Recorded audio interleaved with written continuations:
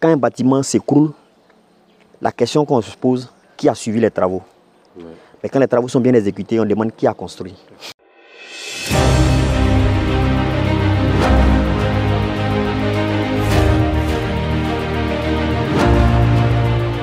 Bonjour chers investisseurs IMO Finance 5G. Aujourd'hui, nous sommes encore avec notre expert, Foucha Hervé Conan, ingénieur de son état, 17 ans d'expérience, qui est notre Benet. Il y a quelqu'un qui m'a demandé de te poser la question. Quand tu parles de Benet, à chaque fois il a dit non, Foucha est notre Benet.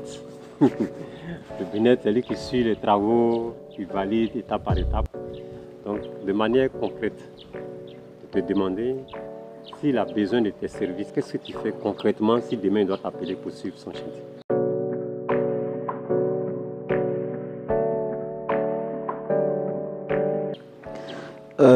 Merci encore, Kessé. Voilà, si un ingénieur comme moi vient sur un chantier pour parler de suivi de chantier, c'est pour venir contrôler les normes, je veux dire, de construction.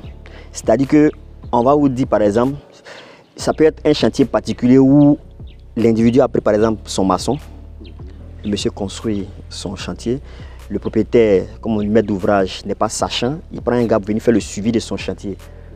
Quand on vient pour faire le suivi du chantier, c'est pour venir faire appliquer les normes.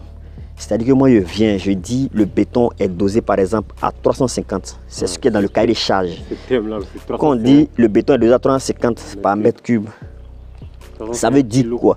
350 kg par mètre cube. On voit ça dans les devis. Ça veut dire que le mètre cube, c'est-à-dire que pour un mètre cube de béton, c'est-à-dire que si on doit mettre en œuvre un mètre cube de béton, on a 7 paquets de ciment de 50 kg.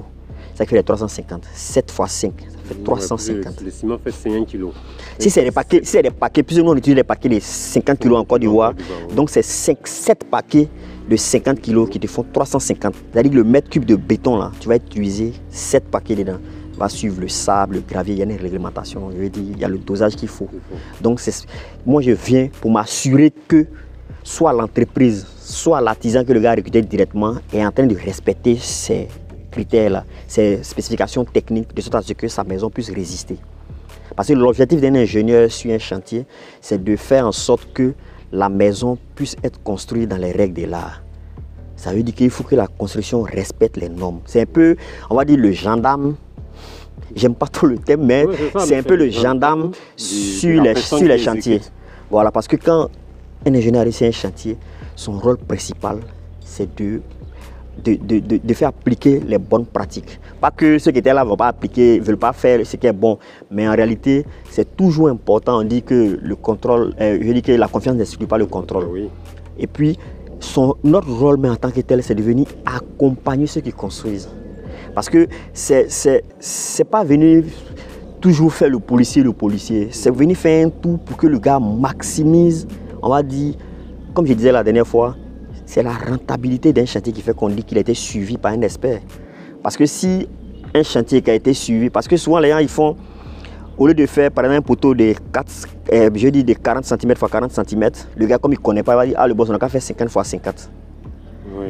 Donc je veux dire que ça voilà, résiste. Ça résiste. Donc l'apport d'un ingénieur sur un chantier, c'est de veiller à ce que les maisons soient faites dans les règles et qu'ils respectent tout ce que, je veux dire, toutes les normes et les spécifications prévues dans ce contrat précis et dans la construction. C'est-à-dire que les normes là, c'est pour toutes les maisons. Maintenant, par rapport à la spécification de ce bâtiment, on va dire que nous on veut, par exemple, on veut tel type de peinture. Il faut s'assurer que la peinture qu'on utilise là, c'est la peinture qui est décrite. Parce que chaque type de peinture a son prix. Donc tu peux me vendre une peinture, je vais dire, de bas de gamme. Tu vas me vendre une peinture de haut de gamme et puis utiliser une peinture de bas de gamme. Donc c'est de vérifier tout ça. Et puis même comme on dit, le fer, il y a des différenciations. Le fer 6, le fer 8, le fer 12. Et au-delà de ça, il y a la résistance du fer lui-même. Il y a les FE 400 et les FE 500. Ça, c'est très technique. Je dis que la résistance du FE 400 n'est pas pareille à la résistance du FE 500. Donc tout ça, est-ce que le gars il respecte tout ça sur le chantier? Donc le travail d'un ingénieur sur le chantier, c'est de s'assurer que le chantier est, on va dire, quand un ingénieur est sur le chantier, il doit s'assurer qu'on va rester dans le temps. Il faut suivre le planning qu'on s'est donné. On dit que le chantier finit dans 6 mois.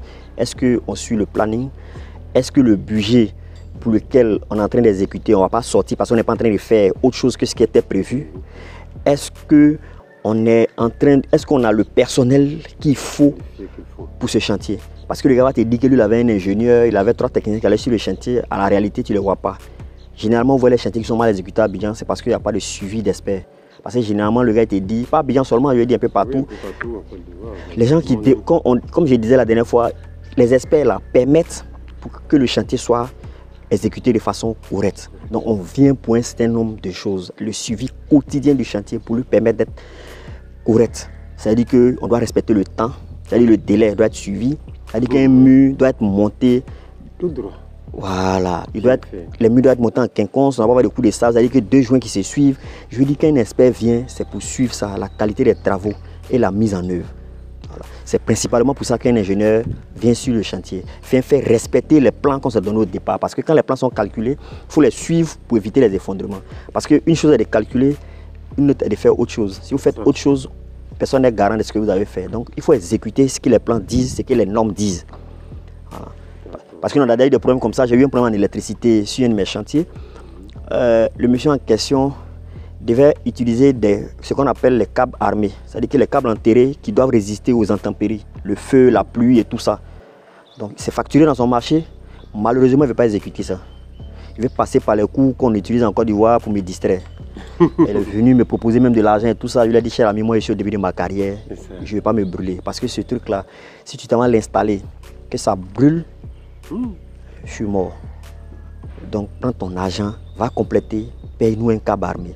Ça est dans ton devis, va faire ça. Donc c'est ces petites choses-là qu'il faut faire attention.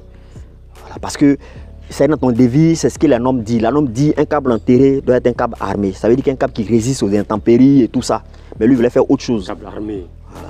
Quand tu entends son nom, câble armé, vous avez dit. Donc c'est un peu ça qu'on fait respecter sur les chantiers. Parce qu'il faut être vigilant pour tout ça. Parce que écoute, l'entrepreneur, celui qui fait l'exécution, il a envie d'avoir plus de bénéfices. Donc souvent on a des sujets, mais pas forcément l'entrepreneur, son chef chantier, ses ouvriers, chacun a envie de faire ce qui n'est pas correct pour avoir un peu plus d'argent. Donc du coup, nous sommes garants de ça. Comme je dis souvent à Abidjan, quand un bâtiment s'écroule, la question qu'on se pose, qui a suivi les travaux? Mais quand les travaux sont bien exécutés, on demande qui a construit. Ah oui, ça c'est, il veut dire ça, c'est vraiment une conclusion. Quand ça s'écroule, on demande qui a suivi les travaux, qui a construit, qui a suivi les travaux.